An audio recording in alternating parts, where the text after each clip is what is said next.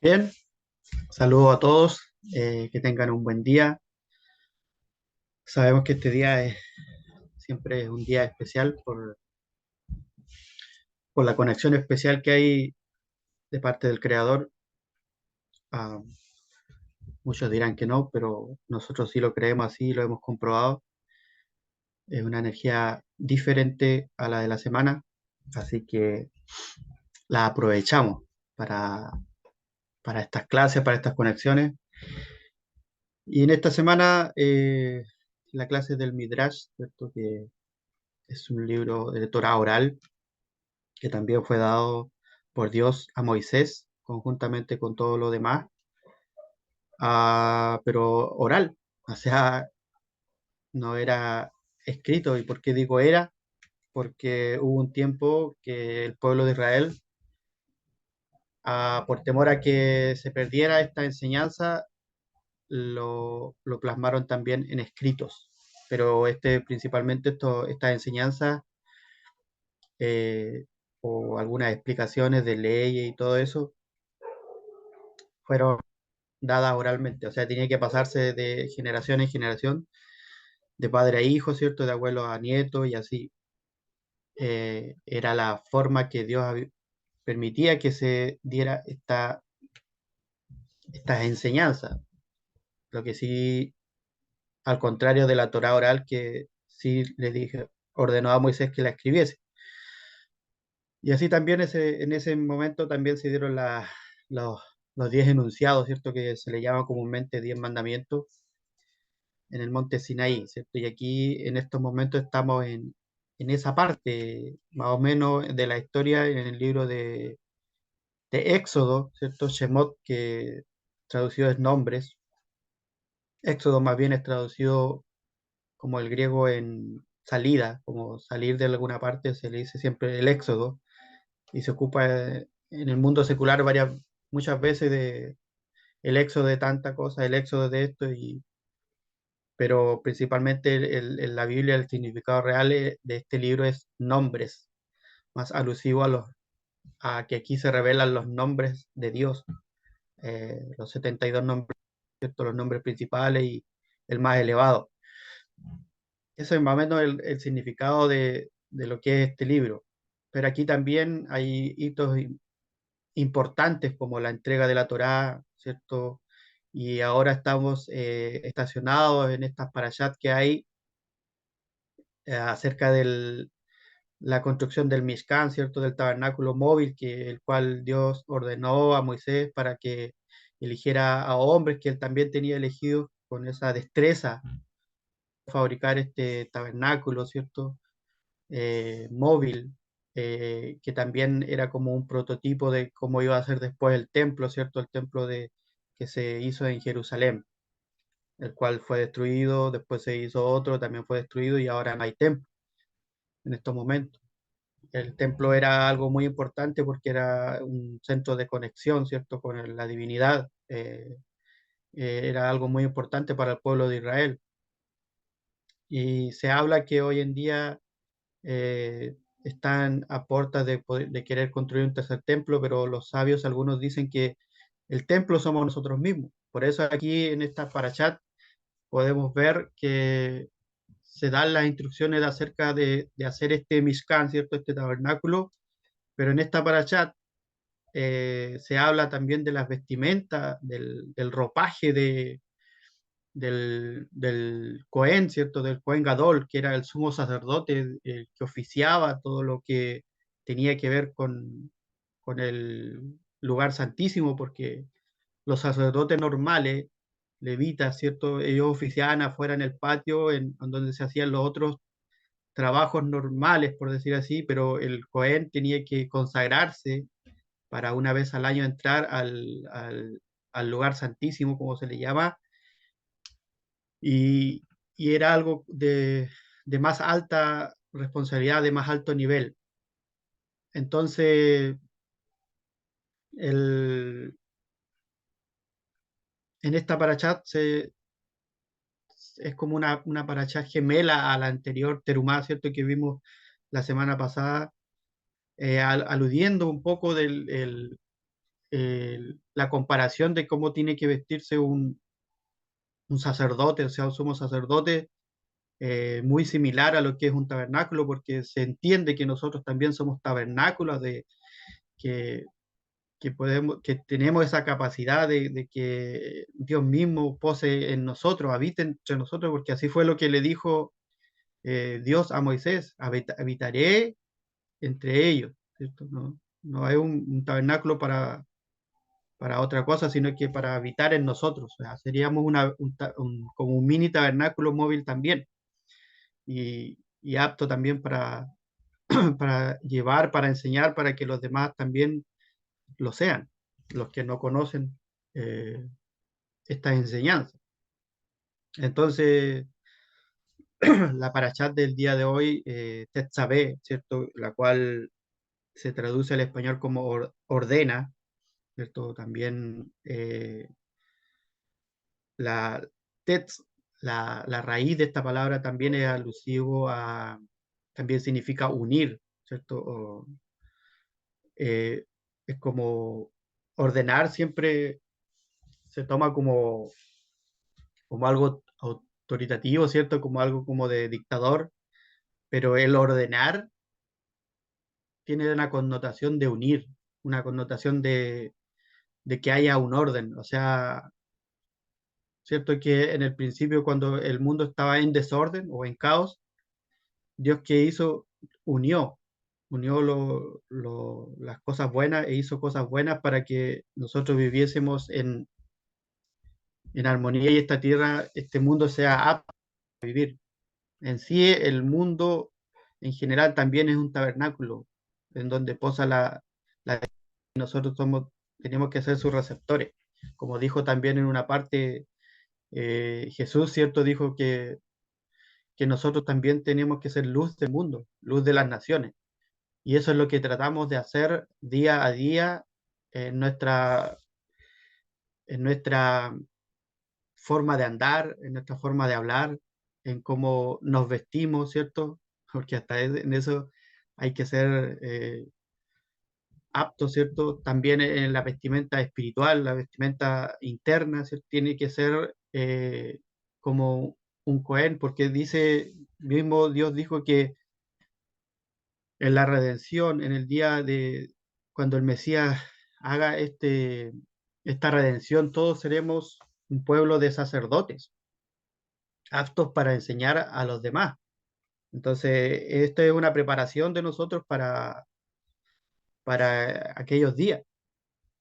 Entonces, es muy importante poder conectar con esta porción, ¿cierto?, de esta semana, y bueno, son como cuatro parashas que están, su finalidad es dar a conocer lo que es eh, el tabernáculo, las vestimentas, ¿cierto? Los utensilios, para qué significa cada utensilio, qué significa cada vestimenta, ¿cierto? El pectoral, el efod, el cintillo, el cit que se le llama, que llevaban en la frente, que tenía un grabado, ¿cierto? Donde dice consagrado para Dios. Y así muchas cosas, pero también en esta parashat, eh, más que nada el tema con lo que inicia y que está centrado en el nombre de esta parashat que encontramos en el libro de Éxodo 27, ¿cierto? Desde el versículo 20 al capítulo 30 hasta el versículo 10, ¿cierto? Es lo que comprende toda esta parashat, Tetzabeh.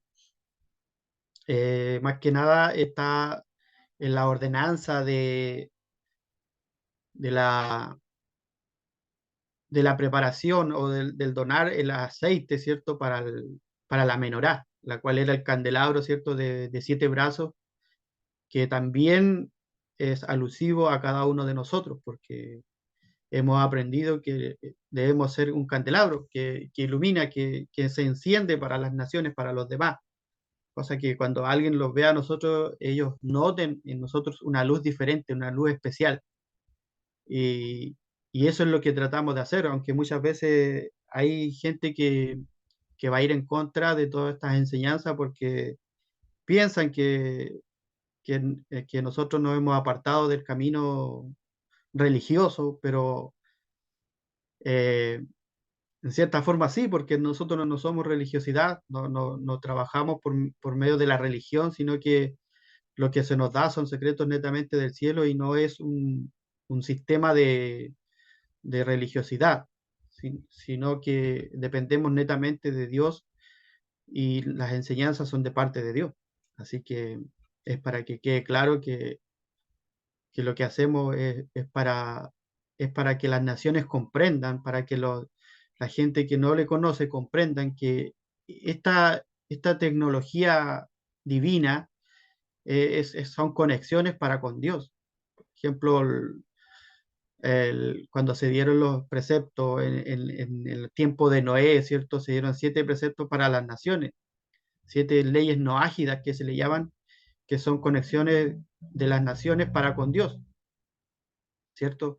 Pero al pueblo de Israel se le dieron 613 conexiones que le dicen mandamiento, precepto, pero más bien son conexiones, son hilos de conexión para, para, para con la divinidad de Dios.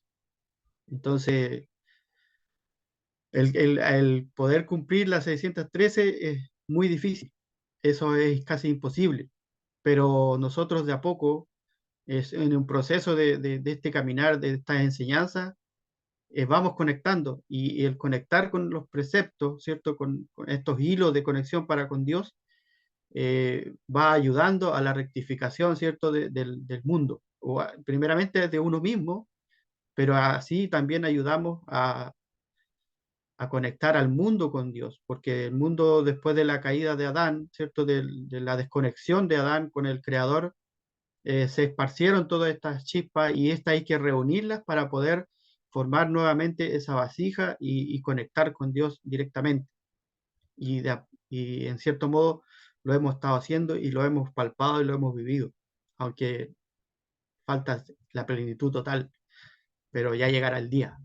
Amén. Así que eso es a modo de introducción acerca de lo que vamos a ver en esta Parashat Tetzaveh, ¿cierto? Que también tiene particularidades de que en esta es la única Parashat eh, que no se nombra el nombre de Moisés.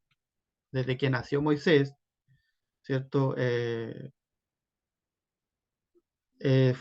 nombrado en cada Parashat, pero esta es la única Parashat el cual no es mencionado. Dice el Midrash que el nombre de Moisés no es mencionado ni siquiera una vez en esta Parashat, aunque no es mencionado, pero sí él está presente, pero se dirige Dios a Moisés de tú, pero no por su nombre. O sea, podríamos decir el Dios omnipotente que todo lo sabe se olvidó el nombre de Moisés que no lo nombra. O sea, tú haces esto, tú te ordeno que diga esto al pueblo, pero no le dice Moisés. O sea, ¿qué pasó? ¿Le estaba haciendo la ley del hielo? ¿Qué cosa? No, esto tiene un significado, el cual el Midrash explica un poco aquí y tiene un significado más profundo que eso ya es un nivel, un nivel de secreto que, que tiene una connotación diferente. Entonces, el nombre de Moisés no es mencionado en esta parashat. Este fue el cumplimiento de una maldición que Moisés acarreó sobre sí mismo, o sea, él se la hizo. Después del pecado del becerro de oro, ojo que aquí en ninguna parashat hemos llegado a, al- a lo que fue la construcción del becerro de oro, pero esto ya había pasado. Lo únicamente que la Torá, ¿cierto? El Éxodo lo menciona después, en otra parashat. Entonces, pero el pecado ya había ocurrido porque eh, ya había ido Moisés a buscar las tablas, las primeras, porque lo que ocurrió después del becerro, y aquí es donde viene la explicación eh, del por qué Moisés no es nombrado en esta parashat. Y continuando, estaba admitiendo a alguien. Entonces, después del pecado del becerro de oro, ¿cierto? Moisés le dijo a Moisés, perdón, Moisés le dijo a Dios, a Hashem,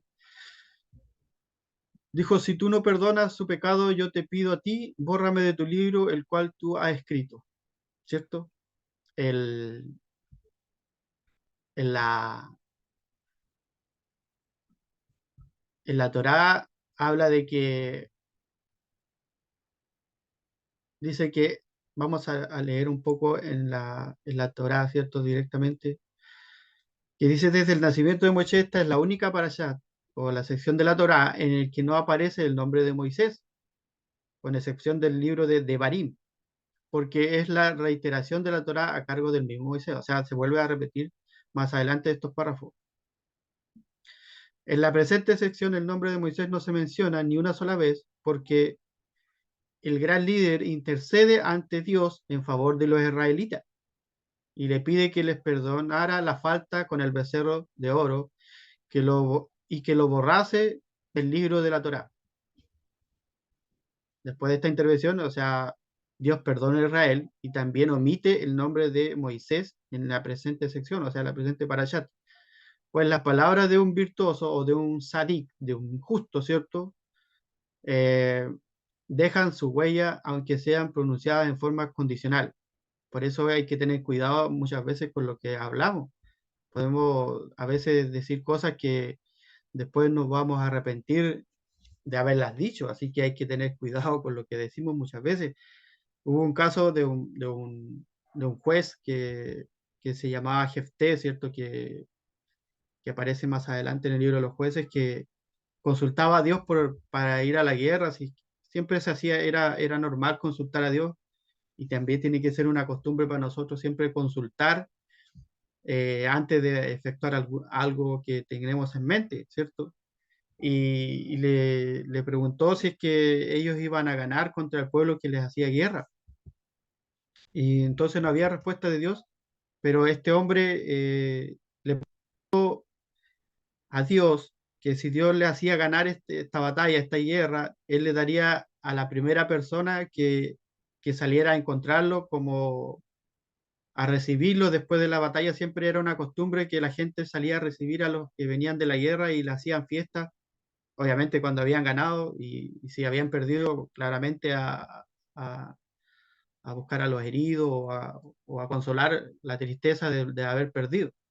Pero Dios sí le da la victoria a este hombre, pero imagínese cuál fue su sorpresa de este hombre que a la primera persona que salió fue su única hija que él tenía, la única hija que le salió a recibirlo con una gran alegría y tuvo que cumplir su promesa de dar a su única hija y ella fue puesta al servicio de Dios, ¿cierto? Entonces quedó sin hijo. Entonces muchas veces prometemos cosas o hablamos cosas sin ver más o menos las consecuencias que vamos a provocar. Entonces, por eso es que es buena la enseñanza de esta de tener cuidado con lo que hablamos.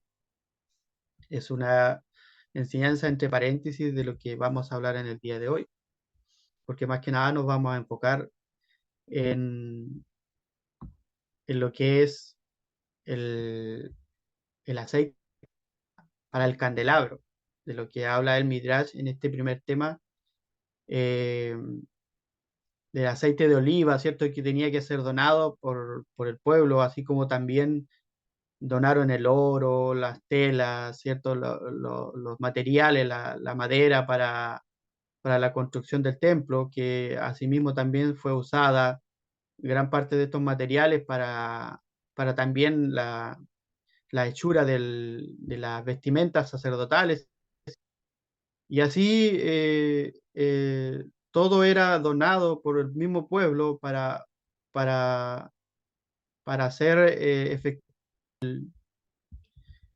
el, la donación, ¿cierto?, del aceite para la menorá, que era un aceite que tenía que ser una luz constante, ¿cierto? Se hacía esta preparación para que durase toda la noche y al otro día otra vez volver a abastecer. Entonces, como decíamos, el nombre de Moisés, por esta razón, por el haber intercedido al pueblo de Israel, porque Dios dijo que este pueblo era muy duro, ¿cierto? Muy porfiado, por decir una palabra más que usamos nosotros, ¿cierto? Y Dios los quería exterminar. Dijo, yo puedo hacer una nación solamente con tu descendencia. Le dijo a Moisés, voy a hacer una gran nación, pero solamente de ti. Pero a los demás del pueblo yo los quiero matar, los voy a exterminar. Entonces Moisés le dijo, pero ¿cómo? ¿Qué van a decir los demás pueblos? Que tú los sacaste con poder de Egipto y ahora los quieres matar. O sea, los sacaste para matarlos. Entonces él intercedió y lo condicionó a Dios diciendo, bórrame de tu libro. O sea, no me anotes en tu libro si vas a hacer esto.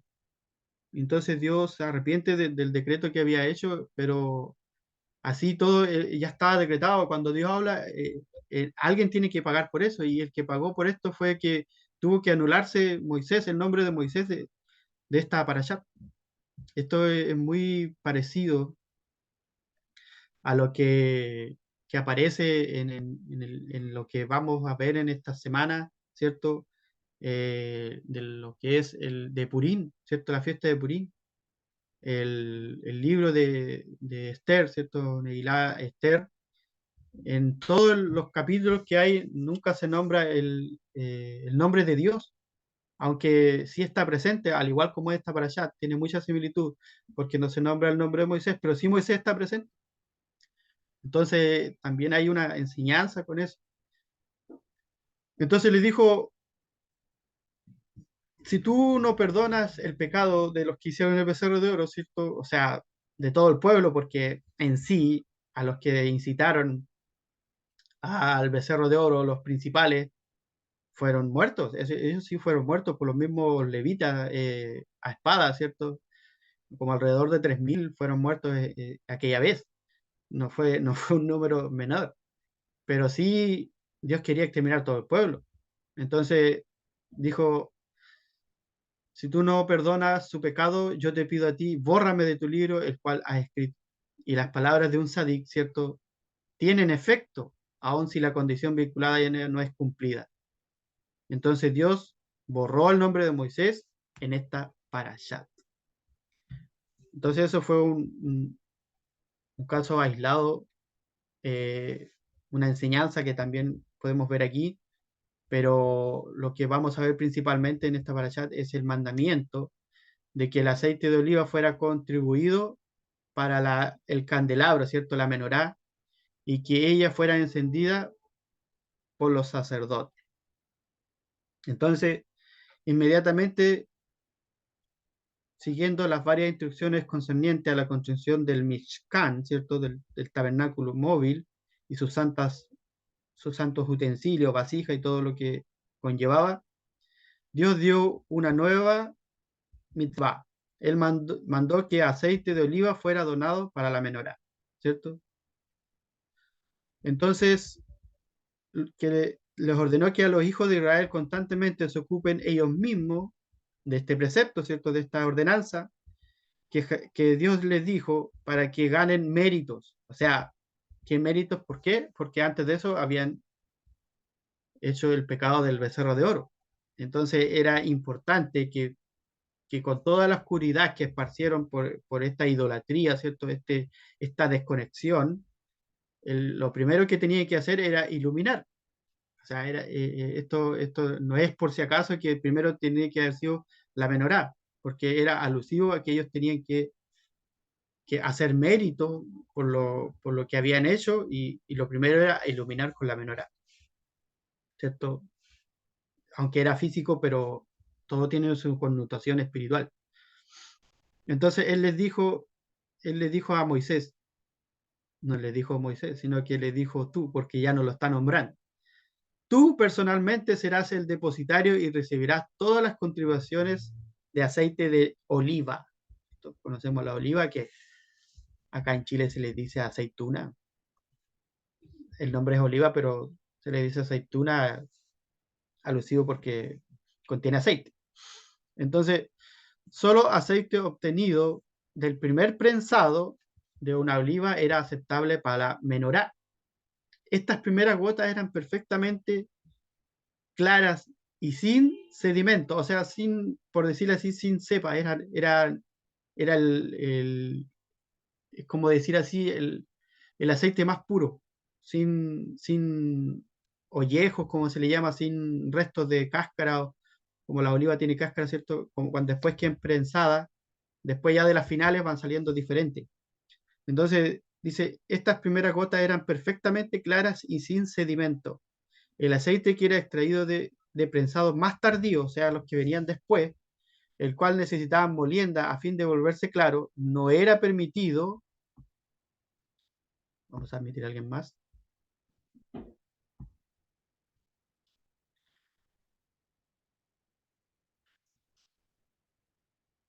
No era permitido para usarse en la menorá, o sea, tenía que ser el primer aceite, el más fino, el más puro. Podía, no obstante, ser usado para las ofrendas minja, o sea, las ofrendas vegetales. ¿Cierto? Sabemos que hay distintos tipos de ofrendas y esta es una de la minja. O sea, lo que venía después ya no era usado para la menorá, pero sí nunca perdía su uso. O sea, también era usado para ofrenda. Entonces, ¿por qué Dios seleccionó aceite de oliva para el encendido antes que otro tipo de aceite? El pueblo de Israel es comparado con una oliva, como lo dice el profeta Jeremías, ¿cierto? Lo dijo en Jeremías 11:15. Una oliva fresca, ¿cierto? Citando a Jeremías, una fruta de bella forma. Dios ciertamente lo nombró así. O sea, Dios nombró al pueblo de Israel como una oliva. O sea, somos el pueblo de Israel, ¿cierto? Y debemos ser olivas aptas que den buen aceite para alumbrar el candelabro, la menorá. ¿En qué manera es el pueblo judío similar a una oliva? Vamos a ir viendo varios conceptos, ¿cierto? Pero primero vamos a explicar por qué era en las primeras gotas. Dice que el hecho de que solo las primeras gotas de aceite fueran permitidas para usar en el encendido de la menorá o del candelabro, mientras que para los sacrificios el segundo prensado fuera permitido también, nos enseña una profunda lección. Mientras un judío alguien que sigue esta enseñanza, que observa la Torá, en general se asegura de que la comida que su familia come, ¿cierto?, sea santificada, sea kasher, sea apta, ¿cierto? Él está de lejos menos interesado en la comida para el intelecto, que entra a su hogar en la forma de literatura o vía o medios de comunicación masivos. Ese tiene que ser el hombre, ¿cierto? El que provee, bueno, si no hay hombre en la casa, el que provee, ¿cierto? Tiene que estar, tiene que ser su pensamiento de esta forma, de que entre conocimiento, ¿cierto? Y por medio de la Torá, que sea observante. De acuerdo con el punto de vista de la Torá, el aceite para la menorá, el cual representa el intelecto, ¿cierto? Es solamente permisible si es más puro. El aceite para la menorá debe ser superior al aceite para los sacrificios, simbolizado en la alimentación. Es como lo mismo que hacemos en Shabbat. La comida de Shabbat tiene que ser una comida diferente a la que acostumbramos a comer. Tiene que ser la mejor comida. Es como cuando usted tiene un huésped y le invita a lo mejor. Muchas veces no lo hacemos, pero debería ser así. O cuando usted, por ejemplo, está de novio con alguien que le interesa, usted la invita a comer o la invita a su casa y le cocina, usted trata de hacerlo mejor. Es lo mismo aquí. Por eso que el aceite principal, el primero, tenía que ser el mejor. Entonces, el aceite para la menorá debe ser superior al aceite de los sacrificios, ¿cierto? La Torá insiste en que nuestras mentes sean alimentadas solo con información que es la más pura y la más refinada. Esto es de la Torá. Esto es la Torá. Como dijimos en una parasha anterior, nuestra mejor ofrenda para Hashem, para Dios, es la misma Torá, porque proviene de Él. O sea, Él casi no necesita de nosotros. Él lo tiene todo. Es nosotros mismos que alumbramos para nosotros mismos y para los demás, para ir a Dios. Entonces, esa es la importancia de que sea una buena aceite. ¿En qué manera es el pueblo judío sembrado en oliva, cierto? Al igual que el aceite de oliva, es el más fino de todos los aceites. Esto cuando usted dice, cuando usted está cocinando, ¿cierto? Las mujeres que cocinan, bueno, hay hombres igual que son excelentes cocineros. Siempre cuando se usa el aceite de oliva que venden en los supermercados, es el aceite que usted más cuida, por decir así, el que menos desperdicia, porque lo usa para comida especial. Entonces, así el pueblo de Israel es el más santo de las naciones. Es el pueblo que escogió Dios para llevar a los demás pueblos, aunque fue ofrecido a todos, pero el pueblo que aceptó. La oliva produce su precioso líquido solo después de haber sido procesado por medio de aporreado y prensado.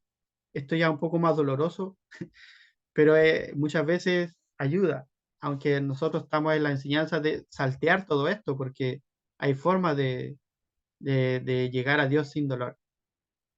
Entonces, dice que la oliva produce su precioso líquido solo después de haber sido procesada por medio de aporreo y prensado. Similarmente, como resultado de haber sido desterrado de un lugar a otro por los gentiles, habiendo sido aporreado, atado y torturado, ¿cierto? Vemos lo que pasó en Egipto, vemos más adelante con Babilonia, con los persas, todo eso es alusivo a esto, todo lo que tuvo que pasar el pueblo de Israel y todo lo que pasa a alguien que quiere seguir esta enseñanza, no solamente va a ser un aporreo físico, sino que también van a haber ataques de palabras, ataques de muchas cosas, de la Shonará, ¿cierto? De la mala lengua y todo esto debería ser que a nosotros nos fortalezca aún más. Con más ganas, con más deseo de seguir enseñando, debemos hablar.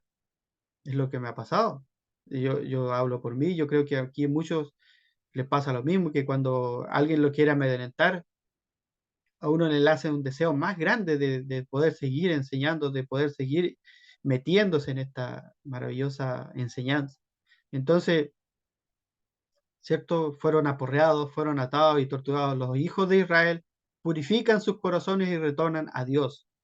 La esencia más íntima de un judío es pura. Es solo su inclinación al mal el que le impide servir a Dios.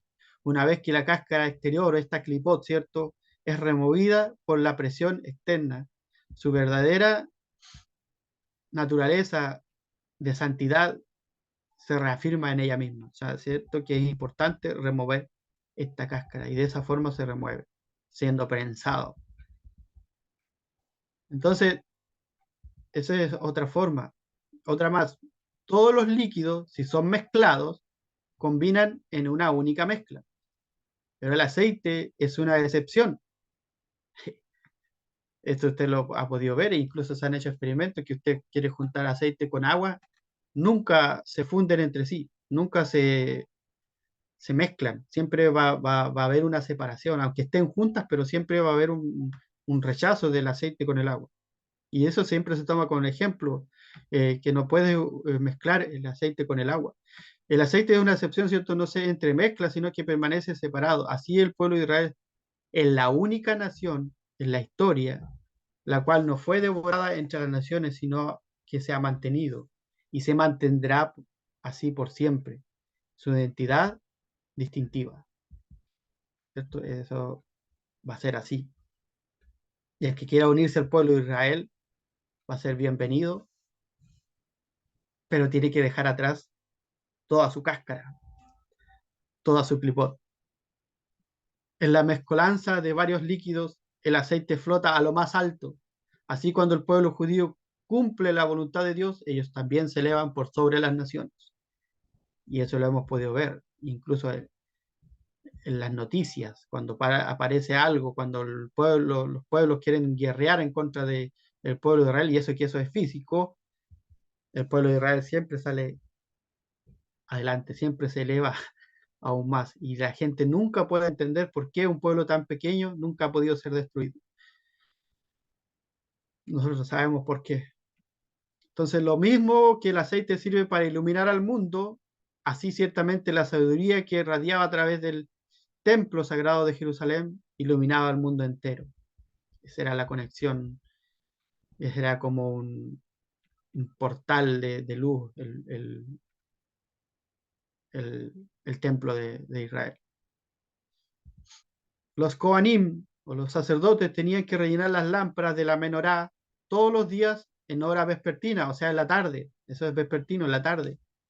La cantidad necesario para que ellas ardieran hasta la mañana del siguiente día, y era calculado de acuerdo con la cantidad que necesitaba para durar en las largas noches de invierno.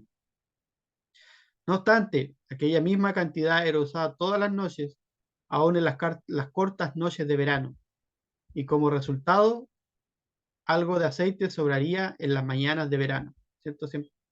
Era calculado en general para que durase en una noche larga de invierno, ¿cierto?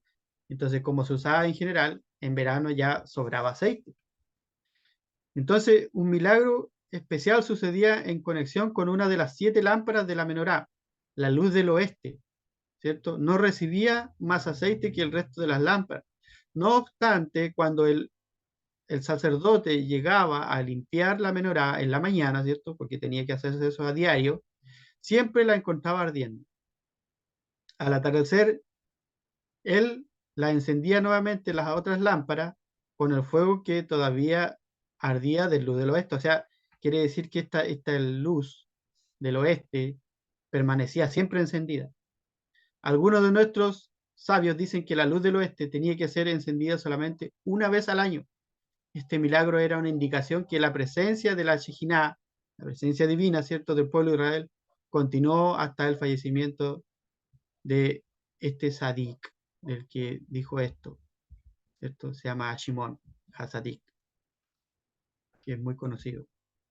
Entonces, una vez que sucedió la cosecha del aceite de oliva en el pueblo de Israel, fue pobre y solo una pequeña cantidad de aceite con la cual encender la menorá.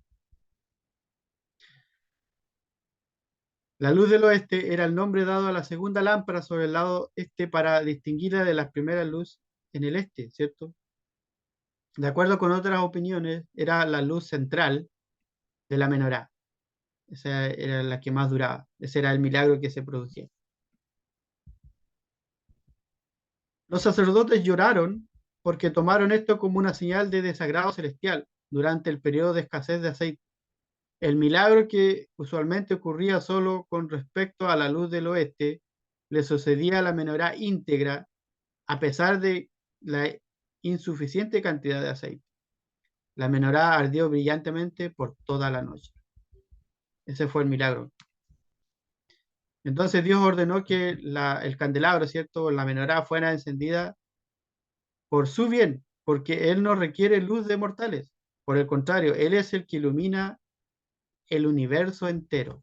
O sea, ¿para quién era esta luz? ¿Para qué era alusivo encender esta luz? Esta no era luz para Dios. Dios. Dios no necesita de luz. Él es la luz. O sea, Él es la luz infinita. Eh, entonces, ¿para qué era la ordenanza de encender esta luz? Dice que un hombre vidente, ¿cierto? Dice vidente porque tenía un amigo que era ciego. Entonces una vez quisieron caminar juntos a casa. Entonces el hombre que veía le dijo a su amigo ciego, o no vidente, le dijo, deja que te sostenga, ¿cierto? Por la mano, como un lazarillo, ¿cierto? Algo así. Y te conduzca para que vayas a casa sin tropiezos, o sea, que te vayas a salvo. Una persona obviamente que es ciega, pues no vidente, es el mejor concepto, va a tener peligro porque no ve lo que está delante de sus pies. Imagínense en una ciudad donde hay mucho tráfico, es muy probable que pueda sufrir accidente. Por eso a veces se son acompañados por un palito o por un perrito o por personas que los guían. Lazarillos se le llaman. Entonces, este hombre, que era su amigo, se ofreció para llevarlo a casa, para que no les ocurriese nada, como él veía. Pero entonces cuando arribaron a la casa, se le ocurrió al hombre que veía, ¿cierto? Al que llevaba al otro, que a su amigo ciego ciertamente estaría deprimido ante el pensamiento de su desamparo. O sea que este hombre vivía solo y aparte ciego, no vidente. Y entonces a él se le ocurrió una idea para que no pasara desamparado.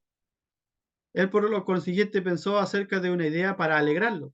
Dijo, por favor, enciende una luz para mí, le dijo al ciego. A pesar de que realmente él no necesitaba el servicio del otro, lo solicitó solamente por el bien de su amigo impedido. O sea, aquí podemos ver que similarmente a lo que hizo este hombre, aunque vio que el hombre no necesitaba la luz, igualmente se le ocurrió la idea de encender una luz para alegrar el ambiente, para complacer a su amigo. Imagínense, lo mismo que Dios no necesita de nuestra luz. Él nos pide encender nuestro candelabro, la menorá, con el fin de concedernos méritos y para elevar nuestros ojos a las naciones, ¿cierto? Eso es lo que veníamos explicando. Y este es el en sí de esta enseñanza. ¿Por qué es necesario que nosotros mismos seamos luz? ¿Por qué siempre tenemos que estar encendidos? ¿Por qué nuestra luz no tiene que apagarse? A modo de demostración de que Dios no está necesitando de la luz de los seres humanos o de nosotros, de los que sean, las ventanas, este otro, algo particular que se hacía en el templo, ¿cierto? Cuando ya se construyó el templo. Las ventanas del templo fueron construidas en una verdaderamente inusual manera. Antes de ser anchas adentro y angostas en el exterior para permitir a la luz entrar. Aquellas ventanas fueron construidas angostas en el interior, o sea, chicas en el interior, como era todo de piedra, y más anchas hacia afuera. Esto demostró que el templo hace salir la luz hacia el mundo. Ese era su significado. O sea, y podemos ver si usted lee toda esta para allá de la construcción del Mishkan y del templo y de todas las cosas, todo tiene su significado, todo tiene su connotación. La misma idea fue también simbolizada por el hecho de que la menorá o el candelabro no fue situada en el Kodesh HaKodashim, no fue citada en el lugar santísimo o la cámara privada de Dios. Más bien, Dios ordenó que fuera puesta en el Kodesh, o sea, en la parte de afuera, en el lugar santo. Sabemos que está el patio, el lugar santo y el lugar santísimo. Son tres partes también alusivas a nosotros, también alusivas al mundo, al universo. Tiene su, tiene sus comparaciones ahí.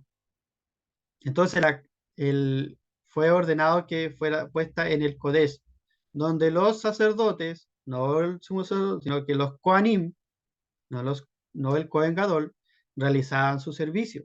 Similarmente, el Shulchan, o sea, la mesa, estaba en el Kodesh y no en el Kodesh HaKodashim, o sea, en el lugar santísimo, demostrando que Hashem, Dios, no necesita la comunidad de mortales. ¿Cierto? Sabemos que el Shulchan era la mesa donde se colocaba el pan, pero tampoco Dios necesitaba de ese pan, también era para los sacerdotes. Entonces, esas son las enseñanzas en cuanto a a lo que era encender y tener esta luz. Entonces, en nuestros días, nosotros estamos imposibilitados de donar aceite para la menorá, ¿cierto? No, no tenemos una menorá. Solamente la usamos cuando encendemos me olvidé, en la fiesta de la dedicación de las luces, ¿cierto? El Hanukkah, ¿cierto? Se me había ido el nombre, pero ahí llegó. ahí hacemos algo alusivo, también para mostrar la luz a los demás. Siempre tiene que ser esa connotación. Primero nosotros alumbramos, tenemos que hacer una serie de cosas para poder alumbrar, ¿cierto? La luz de la Torah nos alumbra y para nosotros alumbrar a los demás. Luz para las naciones, como dijo también un apóstol, ser luminarias, luminarias para los demás. Entonces en estos tiempos no tenemos esa menorá, aunque hay réplicas y en Israel mismo han hecho menorás kasher, ¿cierto? Que con todo lo que se instruye, pero es solamente física, pero nosotros tenemos que ser menorás vivientes. Dice entonces, en cambio, es una mitzvah iluminar en la sinagoga y en la casa de estudio, así como lo estamos haciendo ahora. Ahora es como una casa de estudio para las demás, porque estas enseñanzas van a salir a los demás, para los que quieran recibirlas, porque hay mucha gente que va a ver esta enseñanza y a lo mejor las van a rechazar, las van a pasar por alto, ¿cierto? Así como nosotros la, las compartimos, ¿cierto? Mucha gente va a criticar, pero mucha gente sí la va a tomar y sí va a abrir su conciencia, ¿cierto? Va a despertar esa conciencia que tenía escondida de Israel y va a ser una luminaria, porque así fue el que nos pasó a nosotros. Quizás estábamos opacados con las clipot, con la religiosidad que teníamos en nuestra mente, en nuestro corazón, pero un día llegó la Torá a nuestras vidas, a nuestro corazón, y fue una luz para nosotros. Entonces, eso era lo que por qué el de que lo que primero se habló posterior al pecado del becerro de oro fue de este candelabro, aunque era un candelabro físico, pero la importancia, el real significado era que nosotros mismos, al haber salido de la idolatría del becerro de oro, nosotros tenemos que ser luminarias, luminares para las naciones, para los demás. ¿Por medio de qué? Por medio de la Torá, de la enseñanza, por medio de esta maravillosa enseñanza que fue creada antes de la fundación de este mundo. Entonces es importante poder cumplir este precepto. Y claramente, como lo dice nuestra hermana Amelia ahí, hacemos esto, aunque es simbólico, pero más principalmente iluminarse con la Torá del conocimiento, ¿cierto? En la mente y el corazón de estas enseñanzas e irradiar esta luz hacia los demás, porque los demás van a tener que notarlo. El que anda en oscuridad va a haber oscuridad, pero el que anda buscando de la luz la va a encontrar. Así que esta es la enseñanza para este día de hoy. Muy agradecido por ustedes el poder compartir conmigo aquí en esta clase con todos nosotros, ¿cierto? Y el poder desear esta luz, poder desear ser un candelabro que alumbre siempre, que este aceite no se apague, que este aceite no cese en nuestra vida para que siempre alumbremos. Amén. Baruch Hashem por la clase. Si hay alguien que quiera dar su opinión o hacer alguna pregunta, eh, adelante. Muchas gracias a ustedes por asistir y Baruch Hashem porque Él es el que todo permite. Gracias a esa luz que Él nos da, que aunque es mínima, pero nos sirve. Un día alumbraremos plenamente y ya nada nos llenará de oscuridad. Amén.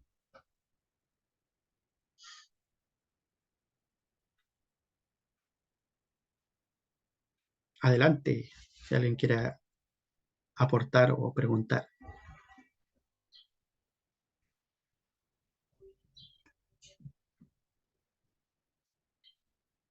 Miguel. Carlita, ¿cómo está? Hola, Miguel. Muy bien, gracias. Qué bueno. no puedo modular muy bien, pero voy a hacer un esfuerzo.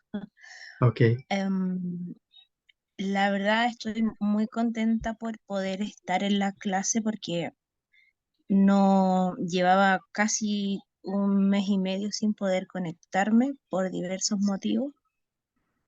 Me gustó mucho la forma en que planteaste la luz, porque es de la misma forma que yo he tratado de articular la parashat de esta semana para plasmarla en el video de los niños. Y, y me daba vuelta en la cabeza esta idea de la luz y no sabía cómo ordenarla y Baruch Hashem, Baruch Hashem. eh, pudiste darme luz eh, a la idea. Eh, Contenta por poder ver también cómo evolucionas en la entrega de tus clases cada momento. Yo veo las clases diferidas en YouTube porque este último tiempo no me he podido conectar en Zoom eh, por un tema técnico que creo ya se solucionó. Y, y nada, la verdad es que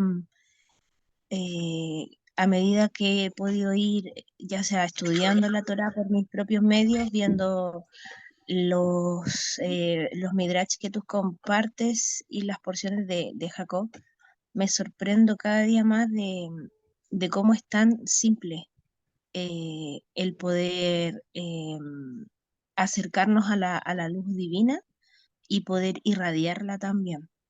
Es sorprendente que como tú, con la frase que tú terminaste, eh, uno ya lo puede percibir, uno ya percibe que el que anda en la oscuridad solo ve oscuridad y el que anda en la luz ve luz, da luz, irradia y es algo infinito porque así como tú te apegas a la luz, puedes entregarla, vas recibiendo al mismo tiempo. Nunca vas a vaciarte, estás en constante llenado para entregar a los demás.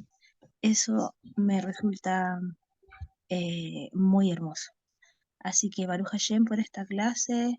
Amén. Seas bendito y bendecido siempre tú y toda tu familia. Muchas gracias. Shabbat Amén. Shalom. Amén. Gracias, Carlita, por esas palabras y así es. O sea, es lo mismo que pasa con un espejo, o sea, o un cristal. Eh, Cuando le pega la luz, irradia al tiro la luz que viene de lo que le llega, ¿cierto? Entonces, es importante que nosotros, que la luz que llega a nosotros, nosotros no la opaquemos por nuestra oscuridad que llevamos muchas veces, sino que seamos abiertos a que esta luz que nos llega también alumbre a los demás. Esa es la idea. Y todos los escritos, los comentaristas opinan lo mismo de que esa luz tiene que ser impartida. Y es lo que estamos haciendo hoy en día. Gracias a Dios por eso, porque si nosotros guardamos el conocimiento para nosotros mismos y no la repartimos, estamos opacando la luz. La estamos tapando, como dicen otros escritos, la estamos tapando con una vasija encima. O sea, un candelabro que tú pones en la mesa no lo puedes tapar con una vasija encima, sino que tienes que dejarlo libre para que alumbre a los demás que están sentados a la mesa, así como lo estamos hoy. Amén. Gracias por esas palabras, Carla, y qué bueno que pudiste estar en la clase hoy y igual éxito en el proceso del- de la enseñanza para los niños. Es importante que los niños aprendan. Muy importante. Bien, ¿hay alguien más?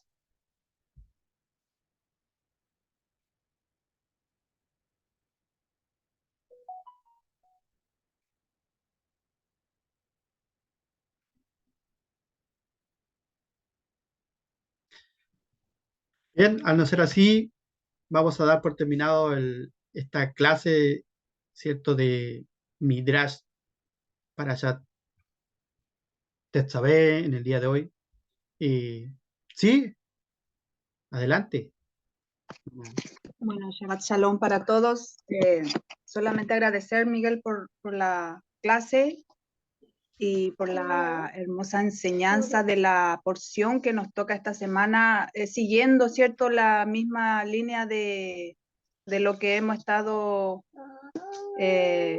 viniendo, leyendo, escudriñando, aprendiendo harto, Amén. y traer toda esta enseñanza para hoy día en nuestra vida, porque sabemos, ¿cierto?, que ahora ya no hay un templo físico, entonces todo lo que estamos aprendiendo tenemos que traerlo para nuestra vida, para nuestro entendimiento, porque si ahora, por ejemplo, la palabra nos dice que nosotros somos el templo, cada enseñanza de cómo se construye el templo, de qué es, de qué está formado el templo, cuáles son los utensilios que se toma para hacer el templo. Entonces, todo eso yo creo que hay que uno llevarlo a su vida, a su vivencia, a su mente, a su pensamiento, a su pisar en esta tierra. Y me llamaba la atención que desde el principio el Eterno mandó a hacer el templo, un templo que sea movible. Entonces, desde el principio fue que el templo íbamos a ser nosotros viviendo. Siempre, porque nosotros nos trasladamos de aquí para allá, siempre estamos en movimiento, ¿cierto? Entonces, esa fue la idea desde el principio del Eterno, yo creo. Y también me llamaba la atención en esta enseñanza, porque estuve leyendo en estos días y el Eterno ha puesto mucho amor en mi corazón al leer los escritos de David, sus oraciones, y él decía que su casa él había ya construido de cedro. Y ahora, por ejemplo, en esta enseñanza nos cuenta que nos dice que el altar debe ser construido de cedro y enrejado con cobre. Y yo me imaginaba eso, por ejemplo, ahora en nuestra vivencia, en este tiempo, nosotros si somos un templo, hay que ver qué cualidades tiene el cedro y la reja por afuera. Hoy en día a nosotros no nos tiene que afectar a veces la gente que habla, ¿cierto? Porque hay mucha gente que quiere hablar mucho diciéndonos todo tipo de cosas para, no sé, apartarnos, por ejemplo, de esta enseñanza. Y yo creo que para eso sirve la reja de cobre, que te rebote lo que diga la gente. Si tú tienes el cedro dentro, si tú estás construido con esa madera y esa madera más encima tiene un olor que Buen olor, sí, que repele. no deja que se le acerque ningún tipo de insecto, dice. Entonces los Exacto. insectos son los chismes en este caso, las habladurías de la gente a veces. Entonces cuando uno está bien firme en lo que está aprendiendo, en el conocimiento que está adquiriendo, todas esas habladurías se le rebota. ¿Por qué? Porque la Torá es el aceite en este caso que nos purifica, que purifica nuestro conocimiento, nuestra conciencia. Así que lo sentí así en esta enseñanza. Así que Baruch Hashem, siempre hay que seguir en esto aprendiendo, pidiendo al Eterno que nos dé el entendimiento, la sabiduría. Así que Baruch Hashem y Shabbat Shalom para todos. Muchas gracias. Amén. Gracias, pastora, por su palabra, por su comprensión siempre de la Parashat. Pues es importante leer durante la semana los escritos, ¿cierto? Porque hay mucha luz también ahí. Claramente de los escritos de David también son muy alusivos a la construcción. Sí, adelante, hermana Amelia. Hola, Hola. Shalom para todos, Shabbat Shalom. Bueno, complementando lo que dice la pastora Manuela y Baruch Hashem, porque él, a cada quien le da su grado de interpretación, pero a la vez, si estamos eh, conectados, pues es confirmación siempre. Algo que podía entender cuando hablabas de las aceitunas y del templo, algo que dice la pastora, que el sentido de por qué era movible, el sentido de por qué o sea, el diseño tan meticuloso que el creador dijo, esto es aquí, esto, ¿por qué no ponerlo en otro lado? Los materiales, ¿verdad?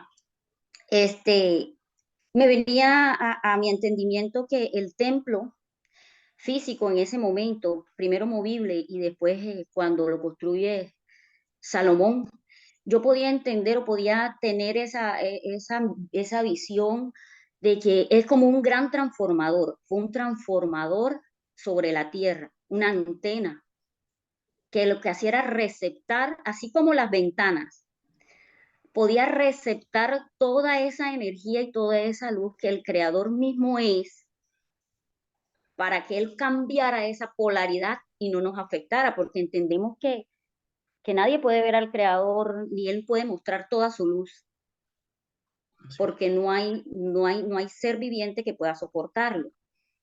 Entonces, ese gran transformador de energía lo que hacía era, como hace un transformador eléctrico, reduce o amplifica según el aparato para que no se queme, para que no se dañe, ¿verdad? Y ahora los transformadores somos nosotros, una gran red de transformadores, transformadores o reguladores de energía que estamos dispersos por toda la tierra. Baruch Hashem por eso. Amén. Con las aceitunas que entendía, se me vino una frase así tan chévere, dice que se me venía a memoria, no todo lo que sale de nosotros es honroso para el Creador, pero en su infinito amor dice que las primeras gotas era lo que servía para el aceite, para el encendido de las menorá, de la lámpara. Pero todo lo que él estipula, y ahí es donde viene cada cosa en su lugar y de qué era hecho, todo lo que él estipulaba sí es beneficioso para nosotros, aunque uno no lo entienda. Amén. Entonces, bonito eso, y que aunque lo entienda de otra manera, están relacionados con lo que entiende la pastora Manuela, lo que entiende Carlita, lo que entendemos cada uno de nosotros.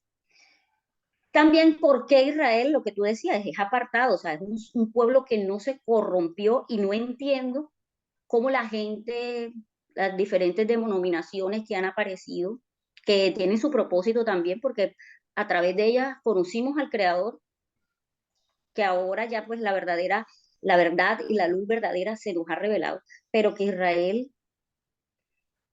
aunque destruyeron ese templo, él siguió siendo ese transformador. Y lo de los metales. Eh, los metales que se mencionan, oro, cobre, plata, yo creo que ellos son los más conductores de electricidad, de energía. Y me confirmaba eso cuando ella hablaba de por qué tenía que estar revestido, ya, de esos metales, porque ellos amplifican también, son conductores para que esa luz que se va recibiendo o esa energía que va recibiendo no se vaya minimizando, sino que vaya manteniendo esa originalidad. Entonces, Baruch Hashem por eso, y este era mi aporte, y le doy gracias al Eterno porque sí, estamos recibiendo un grado de revelación, no lo veíamos antes de esa manera, y me gozo por eso. Y entonces ese era mi aporte. Bendigo tu vida y bendigo cada uno de los que estamos ahí conectados. Unos a veces no podemos, otros sí, pero ahí estamos. Entonces, Amén. Baruch Hashem y Shabbat Shalom para todos. Amén. Gracias, hermana Amelia, por esos aportes. Claramente todo suma, todo lo que yo creo que más de alguno tiene lo que comprendió, lo que vio de la parashá, ¿cierto? Lo que ha estudiado, todo el conocimiento, porque todos somos luz. Como dijo nuestra pastora ahí, somos uno. en Hashem. Así que gracias por esas palabras y por ese aporte. Bien, ¿alguien más? Sino para estar dando término ya a esta clase. Gracias a Dios por estas conexiones y por la vida de todos ustedes. Y a seguir reflejando esa luz pura, ¿cierto? Esa luz pura, infinita, de parte directamente hacia nosotros. Y gracias, Manauri. Y Dios bendiga todas sus vidas también y sigan disfrutando de esta conexión espiritual plena del día de hoy. Nos vemos y finalizamos la clase aquí.